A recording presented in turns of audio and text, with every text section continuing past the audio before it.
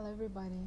In this session we are going to work on a comprehension topic. It's entitled Tech Free and it is selected from Empower B2 for upper intermediate students. And during this class we're going to shed light on the text itself, and we're going to focus on certain expressions and use of new words, idiomatic expressions, sentence structures that are going to be helpful to you in your conversation activities as well as your writing activities, of course. And we are also going to shed light on linking words, which is going to be very much helpful to you in your writing activities, and especially in your writing activity that is going to be your assignment after this class. So let us start. The text is taken from Unit 1 in this book and it's entitled Tech Free. It's by Sam Winton. This is the first paragraph. Let's read it together and then we are going to focus on certain expressions and structures. Have you ever wondered what it would be like to give up technology? I'm a TV journalist and I spend a lot of my working life in front of a computer or a TV. I decided to conduct my own private experiment. I would spend a day trying to manage without technological devices. What a scary thought. Now, I'd like at first to draw your attention to the use of punctuation marks because they are also of great importance when it comes to writing, especially academic writing. So here, as you can see, and as you know from your elementary knowledge, that questions end in a question mark and sentences end in a full stop.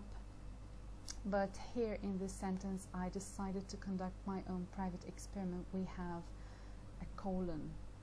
This colon means that he's going to explain, or that the sentence that follows it explains it or elaborates to it or adds further information related to it, further details. Okay, so let's see what the new expressions that I would like you to focus on are. Have you ever? The have you ever plus the past participle form of a verb is a very common English structure that I would like you to learn. Have you ever plus the past participle of the verb. Have you ever done? Have you ever made? Have you ever traveled? Have you ever done anything? Is used to ask about your addressee's experience or something that he or she has tried in their lifetime. What it would be like to do something. It's usually, this expression is usually followed by the infinitive form of a verb. To give up something is a phrasal verb that means to stop doing or stop using something, like to give up smoking, to give up using smartphones, to give up logging onto your Facebook page, and so on. To conduct an experiment or a research, this is an example of collocations. Conduct collocates with experiment and research, which means to start doing an experiment or a research. To conduct means to do an experiment or a research. To manage without something, this is an expression, a fixed expression that means to do without something, that is to work or to perform successfully without the need for something or without using it. What a, which is in this last sentence, what a scary thought, is usually used to express astonishment, surprise, and sometimes exclamation. Paragraph number 2, and as you can see, there are some words that are underlined in red, and these underlined words are the linking words or the coherence markers that I have just told you about in the beginning of the class. Bear in mind that this is the first paragraph and it starts with the first thing. This means that he is paving the way to tell a sequence of events or a series of behaviors that he has done, and he's going to share them with us. The first thing I usually do every day is search for my smartphone to check the time and read any messages or emails, but I locked it away in a drawer the night before. Already I was feeling very cut off from the world, and it was only, actually I had no idea what time it was. Let me draw your attention to something before we proceed. I'd like you to know the difference between every day as two words and every day as a single word. Every day as two words means each day, but every day as a single word means something that is done every day or something that happens every day, like an everyday habit, an everyday situation. Going to the gym is an everyday habit. An everyday habit means that we are going to use the word itself, the one word. But I go to the gym every day means I go to the gym each day. Okay? To search for is a phrasal verb that means to look for something. To lock something away means to put it away, to put it in a safe place and lock it in order that no one could get it. In this case, of course, he has locked away his mobile phone in order to prevent himself from using it. The night before means the previous night, the prior night, and we also use it when we say the night previous to my birthday, the night prior to my birthday, and so on. I'd like you to know the difference between the night before and last night. The night before means the previous night. Last night means yesterday night. To feel cut off from something means to feel separated or isolated from a specific situation or environment or context. That is to be kept away from it. And finally, I have no idea means I don't know, and this expression is going to be very much useful to you in your conversation activities. You know, it's like having different ways to express yourself or to say the same thing. Paragraph number 3. After breakfast, here is the sequence that I've just told you about. After breakfast, he said at first, or the first thing, after that, and so on. After breakfast, I needed to get some cash. Inevitably, this meant a trip to the bank because cash points are technological devices, and he decided or made the decision to avoid using anything related to technology. I had to queue, but I had a very nice conversation with a woman whilst I was waiting. Not surprisingly, the bank teller thought I was a bit strange withdrawing money this way. I think she thought I was a robber. Now let's see the new expressions. To get some cash means to withdraw some money. That is to get some money from the bank by going there into the bank and waiting in a queue, waiting for your turn, getting there and withdrawing the money. Inevitably means inescapably or unavoidably. That is, he had to do this. A trip to the bank means going to the bank. Cash points is another word for the ATM, which is the automated teller machine. Technological as an adjective is indicative of something related to or uses technology, and device means gadget or machine. To queue means to wait in a line of people. To have a conversation with somebody is an expression, it's fixed. Have a conversation, no other verb. Whilst and while. The difference between them is that while can be used as a conjunction, preposition, noun or verb, whereas whilst is used only as a conjunction or adverb. We're going to elaborate on this later in another class, but I would like you just to take a note of this right now, and we're going to explore this in detail later. The bank teller is an employee of a bank who deals directly with customers, and he's also known as the cashier or the customer representative. To withdraw means to take back, in this context of course, because it has many other senses.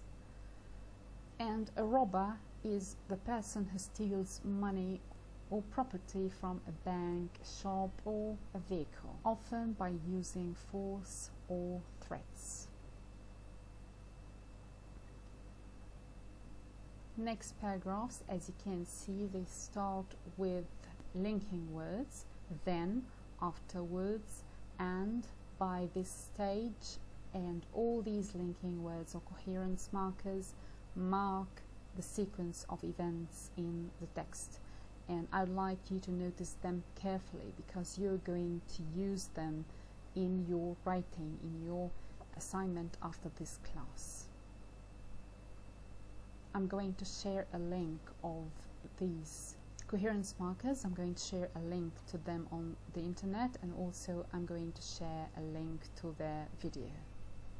The first thing, after that, then, as a result, normally, meanwhile, afterwards, all in all, these all are linking words or coherence markers that are very important to use in your text in order to make it smoother and much more connected, logically connected and easy to understand. Now let's see these structures. What's adjective about something? What's technological about that? Notice the difference between this structure and this one. What's adjective with somebody? What's wrong with you? Or what's wrong with this PC? What's wrong with your computer? What's wrong with your smartphone?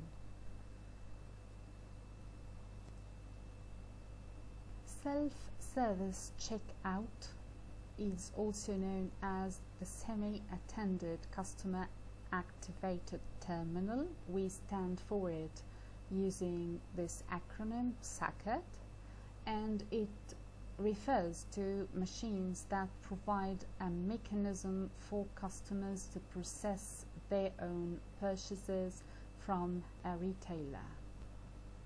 They are an alternative to the traditional cashier staffed checkout. Afterwards, I came home to have a go at writing a news story by hand. By hand means it's done by a person and not using a machine like a computer or anything. Strangely, I found it easier to concentrate on my writing, but my hand and fingers got really sore.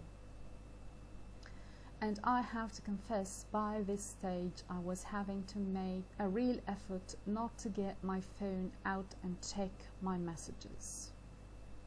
I was starting to wonder what my friends were doing. Maybe they were making plans to go to that new club, and I would never know. Make plans means to plan to do something. Forward to the last paragraph in the text. It's paragraph number 6, and you can see also the coherent markers there.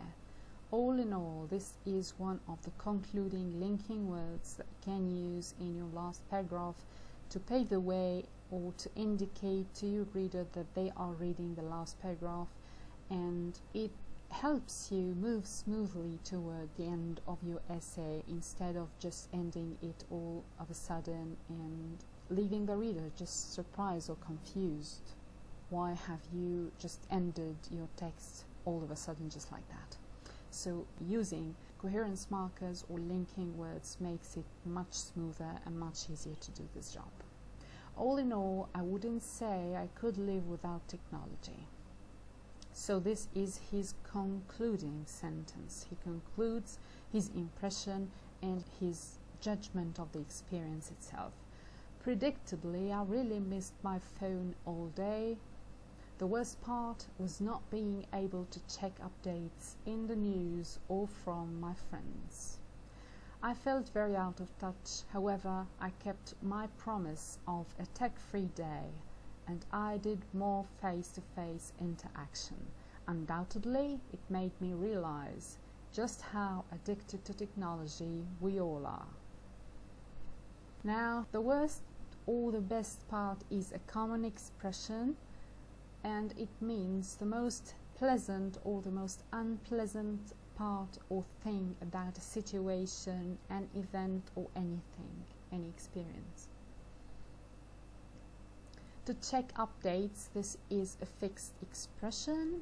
Updates collocates with check, the verb check. To feel out of touch means to not communicate, to not be communicating, or to be in a state of not knowing what's happening. To keep one's promise means to stick to one's decision in this context, okay? There is another expression of collocations with promise. It's to keep or to fulfill your promise, which means to do what you said you would definitely do. So promise collocates with the verbs keep and fulfill.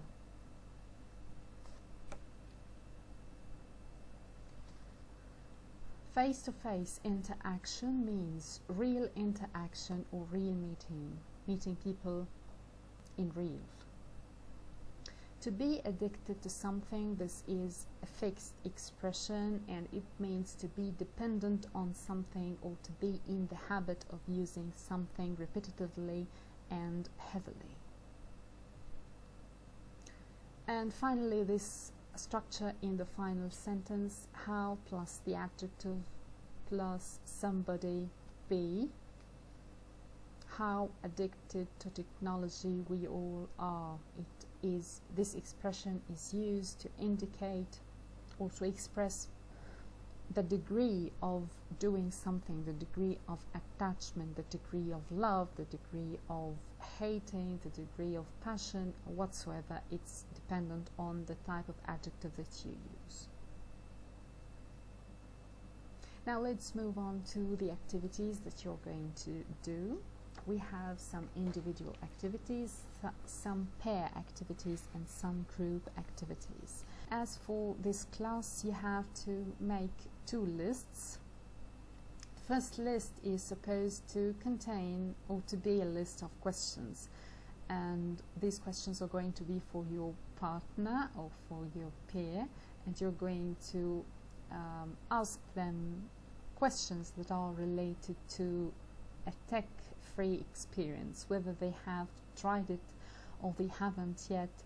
I expect you to prepare a list of questions using some of the structures here, of course, and the structures that you know, in order to ask them about their impressions, their willingness to try this experience, and their expectations also about it, whether they have tried it or not. And in the other list, you are supposed to list answers or possible answers for these questions or this type of questions, because as you know, you're going to exchange talk and you're supposed to be ready with your answers in order to be able to keep the conversation going without having to pause and think about structures or words. Making them or getting them prepared beforehand is very much helpful to you and is going to make your experience much more exciting and interesting and enjoyable. Now, the second activity is a pair work or group activity, and you're going to start binary or group conversations, and you're going to exchange these questions that you have prepared yourselves, and you're going to ask your colleagues and give them answers from these lists. And you may also take notes of the new structures that your friends use, or you may add some new ideas, or according to your interaction, you're going to improvise new questions, and just do your best to get creative and feel free to enjoy practicing your skills. Also, one of the benefits of having this list or these two lists prepared beforehand is helping you keep the conversation going smoothly and helping you stay relaxed and focus more on enjoying this process of interaction and practicing your English, rather than feeling stressful about trying to find the words or find the structures or find the questions or find the answers. So please get ready with this.